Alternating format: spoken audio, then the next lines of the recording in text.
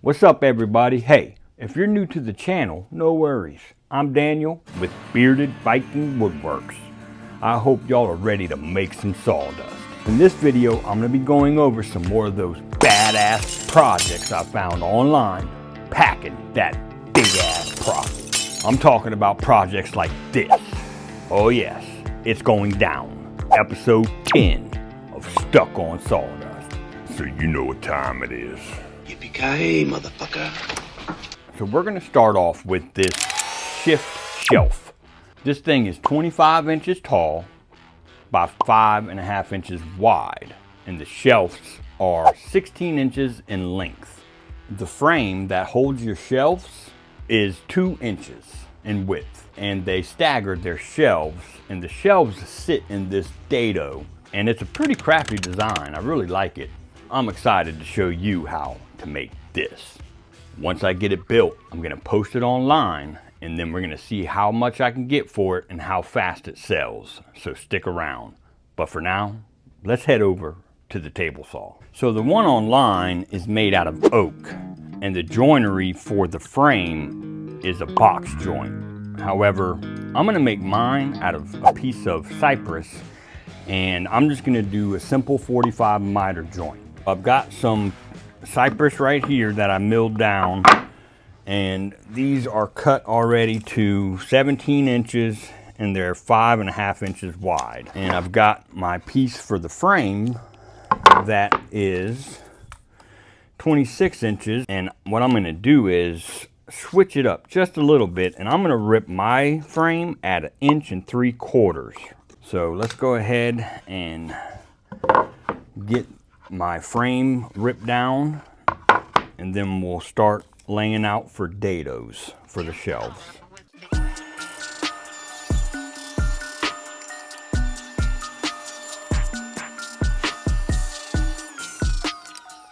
Now let's head over to our miter saw and get our frame cut. Okay, so over here at the miter saw, we're gonna turn our bevel to a 45, and we'll go ahead and make one cut on the very edge of our piece.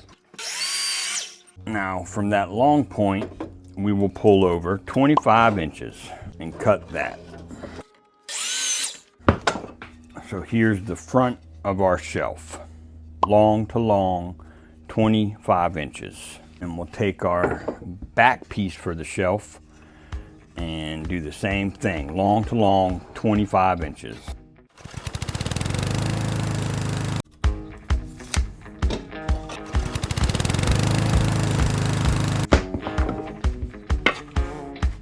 And there's our two long pieces, the face and the back.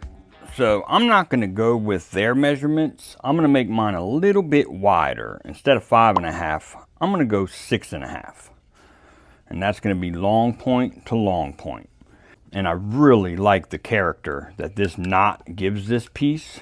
So I'm gonna incorporate this maybe for the bottom piece. So we'll cut it long to long, 6.5 inches.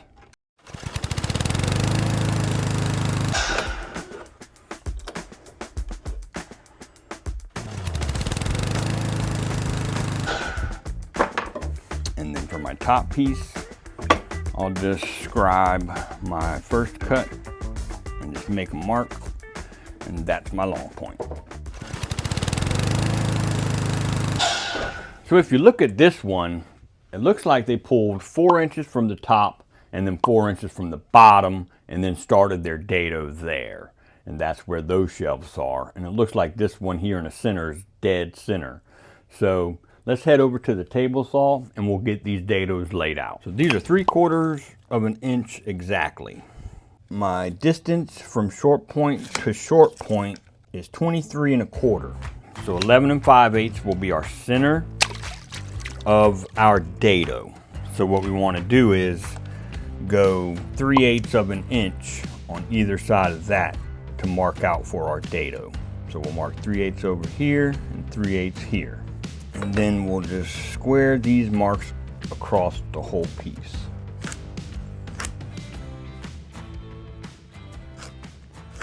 We're gonna burn 1 inch right here because it's easier to measure that way on a short point. And we'll go 5 inches, which will be 4 inches.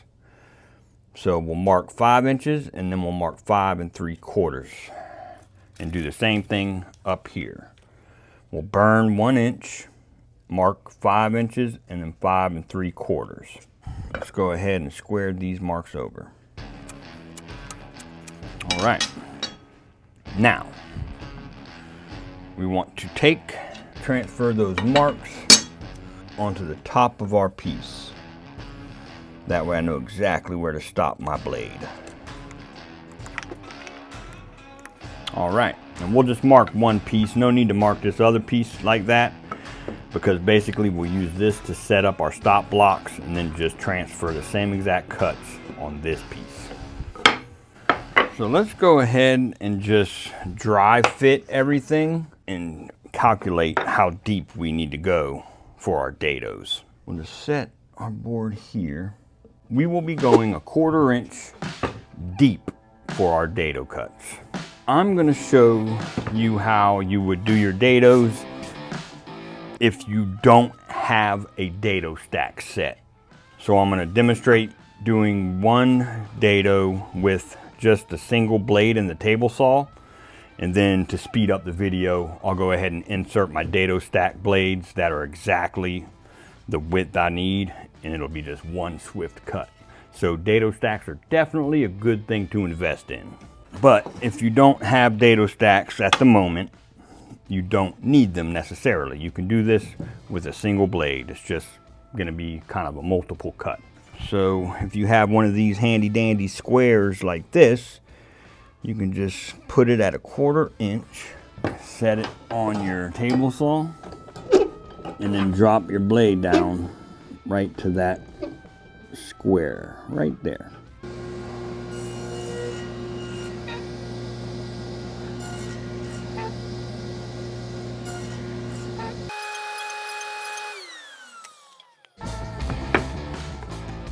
And that is perfect. This is a table saw sled. To make repetitive cuts, you just use your stop block, and you can bring a piece over here on this side and clamp it to your bench, and that'll be where you stop here. And it works just like any other sled.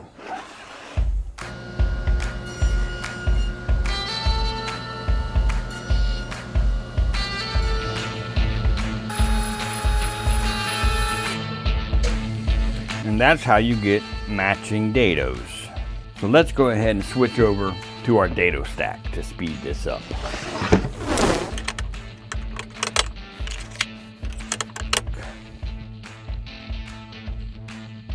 And that is perfect. So what you want to do for your stop block is add another piece in between your piece and the fence. Now take and line up your blade with those marks you made for your dado, and then push your fence over to where you're tight but have enough wiggle room here, and then remove this. Hold it steady here with downward pressure away from your dado stack and make this cut nice and slow. And that is just what you want. That's a perfect fit. Now we'll take our other piece, butt it into our block here, remove the block, and make this cut nice and steady.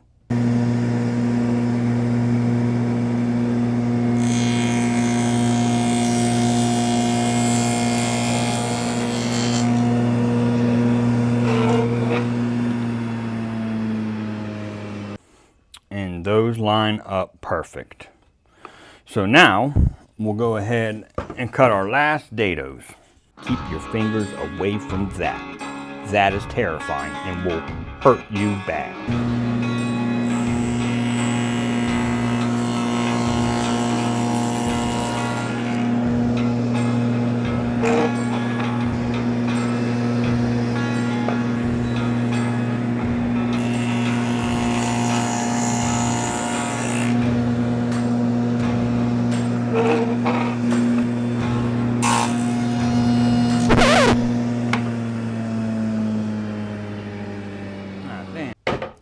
Okay guys, well, I made a mistake. I forgot to put my block in between my piece and my fence. And yeah, let's just say I made a boo-boo. But I'm gonna show you how to fix it. So this is a perfect opportunity to show you how to fix your up.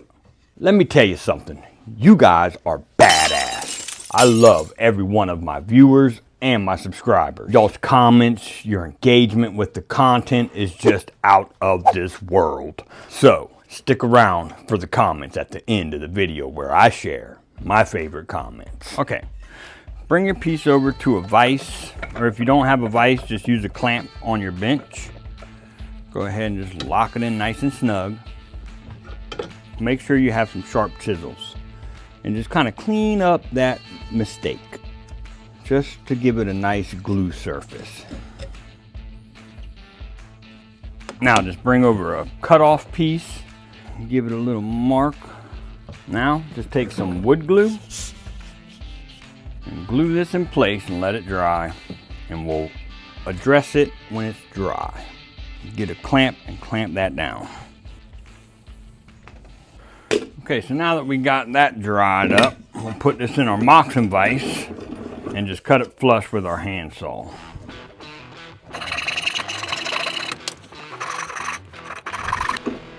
All right, and we'll just sand this down and it'll be just like new. So we'll go ahead and get all of our pieces sanded down, our frame and our shelves.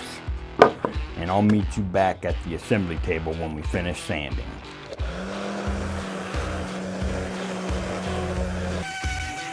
So what we're gonna do is take some blue tape and just tape right across our top and our bottom with about 2 inches of tape overhanging, just like this. Now let's apply some glue to our uprights. Dabba dabba glue. All right, and we'll just give this a little bit of spreading with our finger. We'll take and line up these miters right where that tape is, and then just lift it. And then lay this down, bring this miter over, and do the same thing. Kind of line it up, and then flip that tape over onto the longer piece. Just like that. And we'll do the same thing down here. Line up those miters and flip that tape in. And make sure to check for square. And we'll let this dry up, and when we get back, we'll go ahead and get our shelves cut down and ripped to the right dimension and install these. I'll see y'all in just a minute. So there's several ways we can figure out this inner dimension for each shelf.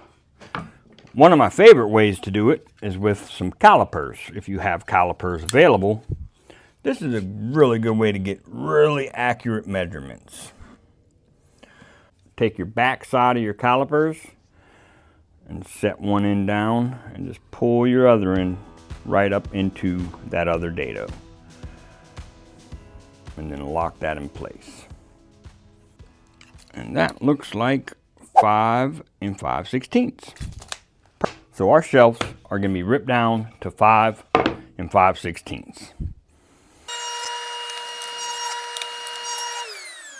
And that is perfect. So I'll probably wind up just finishing them with some shellac, and then I'm going to get them posted online. I'm going to leave them adjustable. That way when I go to ship them, I can just take out each shelf, and then they can ship in one box, a little thin, small box to save on some money.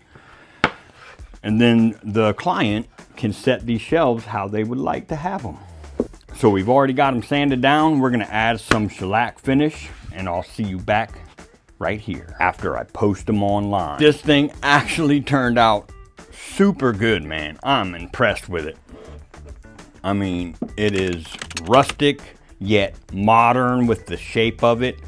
The shelves being adjustable just sets this thing apart.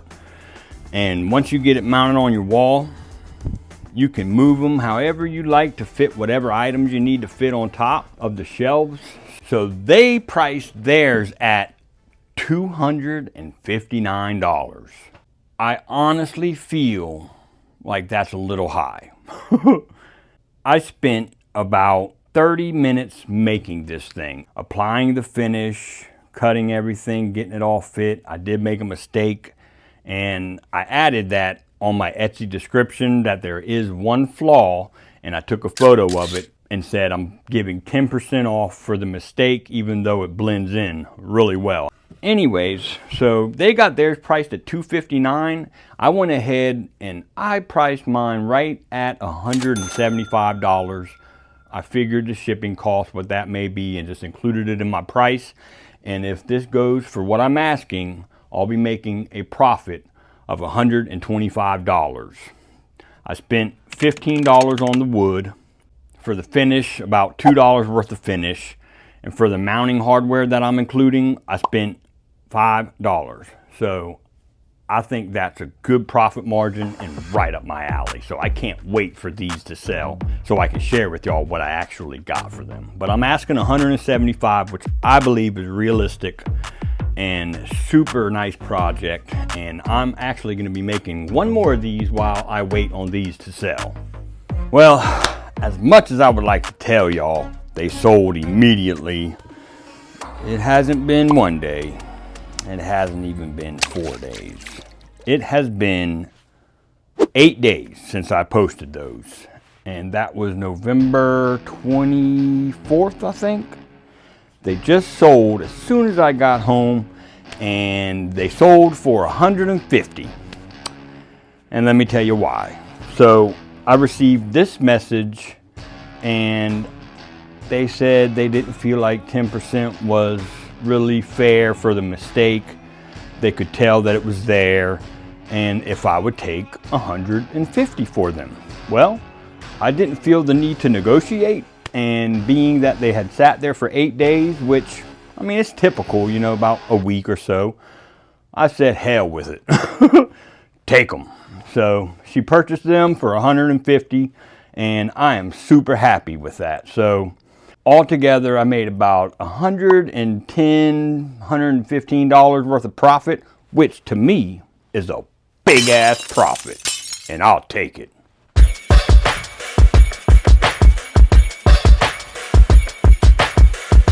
What's up, rock stars? I'm popping in to answer a few comments that I've gotten asking, hey, why don't you allow us to send you our projects that we made watching your videos and you showcase them on your next videos? Well, to answer those questions, I have a membership that you can join on my YouTube. You go to your desktop and click join. It'll show you the options. Stuck on Sawdust series is where you want to join for $1.99 a month. Cancel at any time. If you want to share your projects with me, and I'll showcase them in my videos and give your channel a personal shout out or your name or however you want to do it. I don't have Patreon. I don't do all that Patreon stuff. It is what it is. I wish I could just give my email out and share everybody's stuff. However, that's just impossible. I'll get so much spam and it'll just be a nightmare. And my members that are already sending me their projects won't be too happy if I start doing it for free, because they'll say, hey, why am I paying you $1.99 a month to showcase my projects? So I want to be fair. So it's only $1.99 a month, and you can cancel at any time. You can join for a month, $1.99, and send me one project if you want it showcased, and then after you show me that project, boom, you can cancel. It's that easy. So if you're really interested in having your projects or your ideas showcased in my videos with a personal shout out, go on your desktop to Bearded Viking Woodworks on YouTube and click join, and join the Stuck on Sawdust series. $1.99 a month. Cancel at any time. No pressure. Only if you want to. I know things are tight financially for a lot of people, And I appreciate all of y'all who are just subscribers and who just view the videos. So, that being said, make some sawdust.